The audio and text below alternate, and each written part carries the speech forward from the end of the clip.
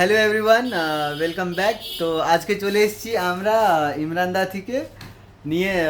ইমরানদা আজকে আমার স্টোর থেকে একটা ফোন পারচেজ করেছেন, যেটা হচ্ছে গ্যালাক্সি A17। তাহলে দেখা যায় কি দাদার কি এক্সপিরিয়েন্স আছে। তো দাদা বলো কিছু।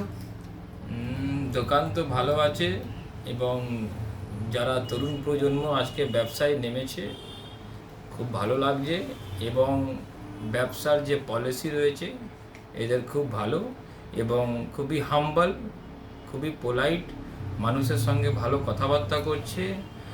এরা মানুষকে যতটা সুবিধে দেওয়া সেটা সুবিধে দিচ্ছে।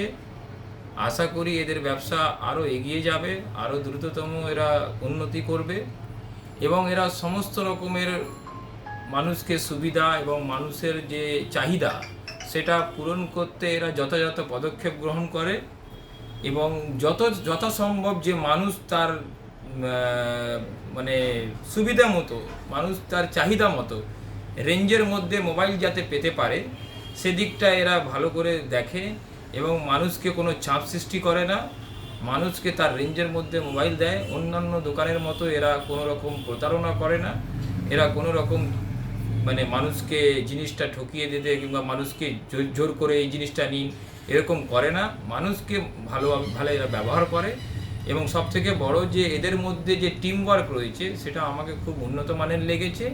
আশা করি এরা আগামী দিনে এগিয়ে যাবে।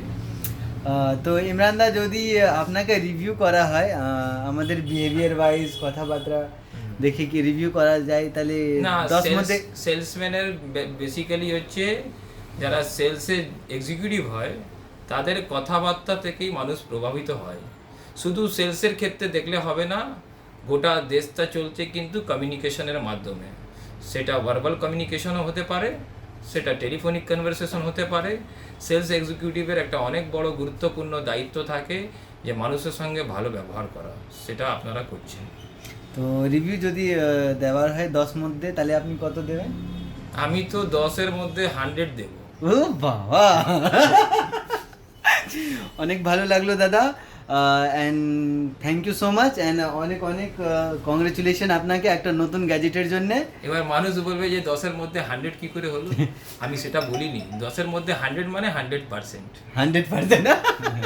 ঠিক আছে দাদা, থ্যাংক ইউ, আসবেন।